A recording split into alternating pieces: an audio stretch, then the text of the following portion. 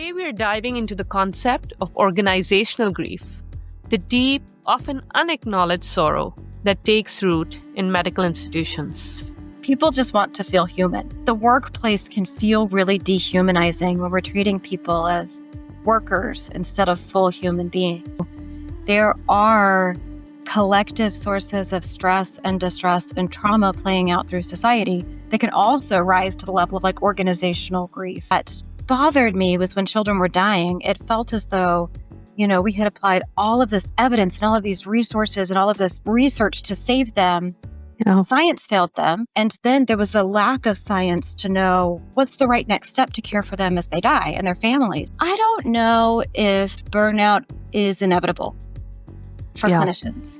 It feels in some ways as though the system is designed for us to become burned out at some point. It's so hard because there's also polarization, when you think about different issues that are going around and some people are hurting and some people are not hurting. So you don't even have the safe space to talk about those things. Truly, the fact that gun violence is the leading source of death for children is a source of suffering. And again, because our identities, as professionals and people, they're deeply intertwined.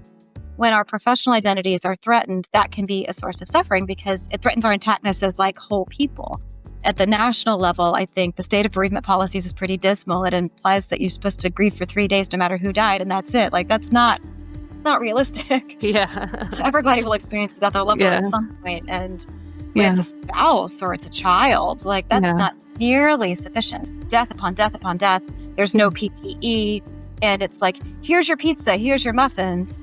And the response was, I don't need that. I need PPE. I need to sleep. We need adequate staffing to meet this crisis. You are pointing it out, then that feels kind of it's kind of injuring my intactness. Pejorative. It can feel accusatory.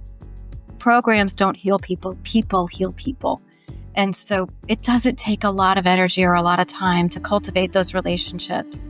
It's just you just have to get over the inertia and do it. Where does it hurt?